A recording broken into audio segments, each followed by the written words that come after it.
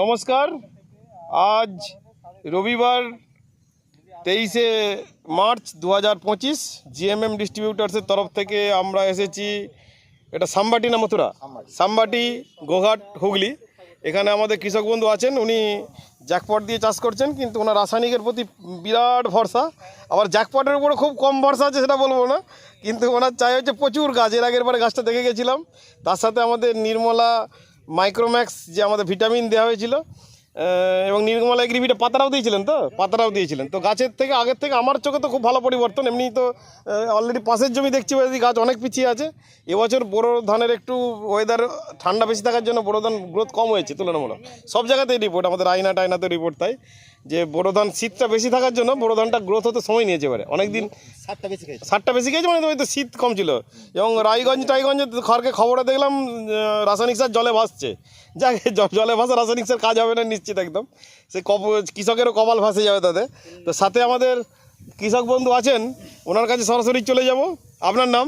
আমার নাম মোহন্ত পাল, বাড়ি সামবাটি। আপনি এই জ্যাকপটে দিয়ে আমাদের জিএমএম এ সার দিয়ে চাষ করছেন শান্তনুর কাছ থেকে মাল নিয়ে, তাই তো? তো আপনি কি উপকার পাচ্ছেন আর কি কি ক্ষতি হলো আপনার? না, ক্ষতি তো এখন কিছুই দেখতে পাইনি। আচ্ছা, গাছের কাঠি কেমন শক্ত আছে? কাঠি শক্ত আছে, গাছও দেখে পছন্দ। আচ্ছা, রাসায়নিক সারটা আপনি ভরসা করে বেশি দিয়েছেন? হ্যাঁ, আমি মানে ভয় পেয়ে নয়, ভরসা করে বেশি দিয়েছেন। থাকতে পারিনি, পাশাপাশি দেখে দিতে হয়েছে। এখন গাছ কি দেখছেন? এখন তো ভালোই লাগছে। গাছের শীষ আপনাকে মাপালাম, শীষটা তুললেন, কি পার্থক্য দেখলেন? অন্য লোকের থেকে আমাদের শীষটা একটু বড়ই দেখছি। ধানের সংখ্যাও বেশি আছে, তবু এখনো ফলেনি, যা সব শীষটা মুক্ত বেরোচ্ছে। তো আপনার যে গাছের যে কাঠি কিরকম নরম দেখলেন? কাঠ একদম শক্ত আছে, মানে ওই রাসায়নিকটা না দিলে ওটা আরো শক্ত হতো, যেটা আপনি দিতে বলেছিলাম 50%। যাই হোক, সেটা আমরা থাকতে না পারার জন্য দিয়েছি। মানে এবার শীতের জন্য গাছের গ্রোথটা কম হচ্ছিল বলে আপনি ভয়ে ভয়ে বেশি দিয়েছেন। কিন্তু এখন গাছ কি দেখছেন? গাছের যে কাঠি, এই যে কাঠি দেখুন সব আকাশের দিকে উঠে আছে। এই গাছের কাঠি যত আকাশের দিকে তীর মেরে থাকবে, তত জানবেন গাছ আপনার সুস্থ। তো আপনার কি এখন মনে হচ্ছে গাছে সুস্থ আছে? হ্যাঁ, গাছ একদম। আচ্ছা, আমাদের যে ভিটামিন দিয়েছিলেন, ভিটামিন মেডিসিনগুলো দেওয়ার পর গাছগুলো কিরকম পরিবর্তন হয়েছে? বিশেষ করে ওই যে খারাপ জমি যেটা ছিল দেখে গেছিলাম, আমার ওই জমিটা একবারে মানে কিচ্ছু ছিল না, সেটা মোটামুটি মানে এখন তো ওই পাড়ার মধ্যে ভালো হয়ে গেছে, ওই পাড়ার মধ্যে ভালো হয়ে গেছে। এবং আপনার যে জমিটা সব থেকে ভালো দেখে গেছিলাম, সেই জমিটা এখন ওর থেকে পিছিয়ে গেছে তুলনামূলক। যদি দেখি পিছিয়ে গেছে, তখন ও ছিল 80 আর এ ছিল 20, আর এখন এ হয়ে গেছে 80 আর ও হয়ে গেছে 80। মানে ওর বাড়েনি, 80 জায়গাতে দাঁড়িয়ে আছে, তাই তো? মানে আমরা যা যা বলছি সত্যি বলছি তো, না আপনাকে এতক্ষণ বুঝিয়ে শেখালাম? সেটা না, বোঝা নাই। ধানটা দেখেও আমাদের আপনার একটু রাসায়নিকের উপর ভরসা বেশি।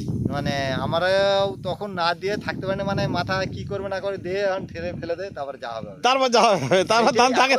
কিন্তু দিয়ে মনটা খুশি, যা গাছ আমাদের এসেছে। এবং মাটি নরম ছিল, বুঝতে পেরেছেন? হ্যাঁ, মাটি নরম। যে জ্যাকপটে যে কাজ, হ্যাঁ, মাটি। এর 1 বছর আগে আবার জ্যাকপট আপনি দিয়েছিলেন, মানে মাঝে 1 বছর আবার দেননি? মাঝে 1 বছর গ্যাপ গেছে। তো তার 1 বছর দিয়ে তখন কিরকম ধান হয়েছিল? মানে 22 আমরা দিয়েছি, 23-এ দিয়েছি, 24 গ্যাপ, 24টা গ্যাপ দিয়েছেন, আবার এই 25-এ পড়েছে। 25-এ পড়েছে। কোনো কমপ্লেইন থাকে না, বলেছিল যে আমার হয়েছে ভালো না, ভালো নাহলে পরের বারে কিনবে কেন? সেটা তো বর্ষা দিয়েছি, কোনো সমস্যা থাকে না। ধানের শীষ কেমন? হ্যাঁ, এটা বলছে শীতের জন্য বললাম তো, বড় ধান কম উঠেছে। বর্ষায় যে দিয়েছিলাম তার থেকে তুলনামূলক এবছর মনে হচ্ছে না দিয়েছি তো সেই মালটা আছে, এবং কেঁচো মাটি হয়েছে, আর ধান তার থেকে অনেক বেশি হয়েছে। এই বছর ওয়েদারটাও ভালো ছিল। হ্যাঁ, বললাম তো, ওয়েদার একটা বড় ফ্যাক্টর। ওয়েদারকে আপনি বাদ দিয়ে কোনো চাষ করতে পারবেন না। এখন আলু লাগালে আলু হবে না, ওয়েদার জ্যাকপট দিলেও হবে না, ইফকো দিলেও হবে না। ওয়েদার আর বীজ, এই যে বীজগুলো ফলে গেছে দেখলাম ওই আপনার পাশের জমিটা, মানে আপ ডাউন গাই বাছুর হয়ে ফলে গেছে।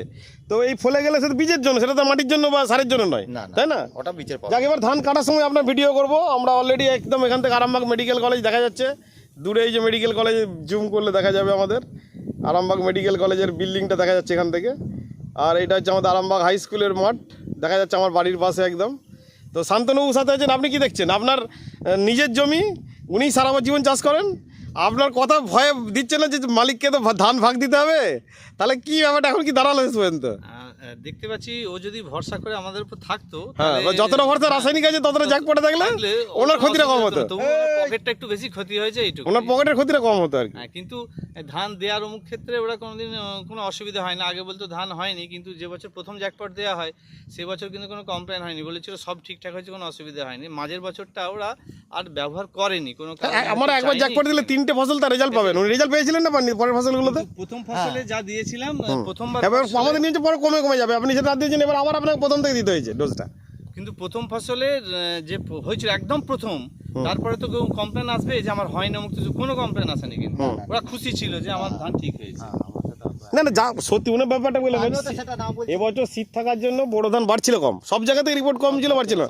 যারা ভিটামিন দিয়েছে তাদেরটা চচ্চর করে বাড়িয়েছে, মানে ভিটামিনটা অক্সিজেন হরমোন থাকার জন্য, মানে গ্রোথ প্রমোটার। তো আমাদের যেটা নির্মলা 80 আর নির্মলা মাইক্রোম্যাক্স লিকুইড দুটো দিয়েছিলাম, আর একটা হচ্ছে দিয়েছিলাম হচ্ছে আপনাকে এগ্রিভিটা। তো এই এগ্রিভিটা পাতাটা দিয়েছিলেন যে ছোটো ছোটো খৈনি পাতার মতো, ওটা দেওয়ার পর গাছের কালার চেঞ্জ হয়েছিল। এই তো কালা। এখন তো মানে আগের থেকে পরিবর্তন হয়েছে তো দেওয়ার পরে, হ্যাঁ, দেওয়ার পর মানে আপনি উপকার হয়েছে কিনা গাছটা, হয়েছে। বা গাছটা পরিবর্তন কিছু বোঝা গেছে না। কিন্তু বিরাট উপকার, অন্য চাষিরা বলছে হ্যাঁ, যে এই পাতাটা বিরাট কাজ। কিন্তু ওই না হলে ওই ধানটা কি অবস্থা আপনারা নিজেরাও দেখেন। হ্যাঁ, আমি তো ওই ধানটা দেখে বলে গেছিলাম যেটা ভিটামিন দিতেই হবে। মানে একদমই তখন আমি আমার ওই রাস্তার ওই পাড়েতেই সুজিত মিশ্র যে চাষি আছে, তার জমি আমরা দুজনে এসেছিলাম, দেখে গেছিলাম। দেখে আমার কষ্ট হয়েছিল যে এই লোকটা 3 বছর ধরে চাষ করছে, তার এই জমির এরকম হাল কেন। তা সে আমাকে বললো যে আমার ট্রিটমেন্ট করতেও একটু অসুবিধা হয়েছে, সময় পাই না। এখন তার ধান দেখছি যে সবাইকে টপকে দিয়ে উঠে পড়েছে, ওই ভিটামিন আর সব দিতেই। সব আপনি মোটর সাইকেল কিনলেন, চাকাটার হ্যান্ডেলটা আর পেট্রোল ট্যাঙ্কটা কিনলেন, সিটটা কিনলেন না, গাড়ি চালাতে পারবেন? তো হয়, সবই দিতে হবে। সবই নিতে হবে, ব্যাপারটা এটাই। তাহলে আমরা সেটাই তো বলছি, আপনারা আমাদের কথা শুনে একটা 5 কাঠা, আপনাকে আগের বারে বলেছিলাম যে আপনি আমার কথা 5 কাঠা জমি চাষ করুন, 5 কাঠা ধরুন 2 বস্তা ধান কম হবে, তাতে কি আপনি গরিব লোক হবেন না আমি বড় লোক হয়ে যাবো? হবে না তো। আপনার টাকার খরচ কমাতে হবে কি করে সেটা আমরা চিন্তা করছি, যে একটা কৃষকের খরচ কমাবো কি করে। এখন ওইসব অথচ ওই ব্যক্তি গোটা 2.5 বিঘে 3 বিঘে জমির জন্য শুধু কয়েক কেজি ডিএপি কিনে সেরকম অনেকে উনি আছেন, এখন ভিডিও করবো না, আসবে, ওখানে আসছে, যাবো আমরা। যাক ভিডিও করবো।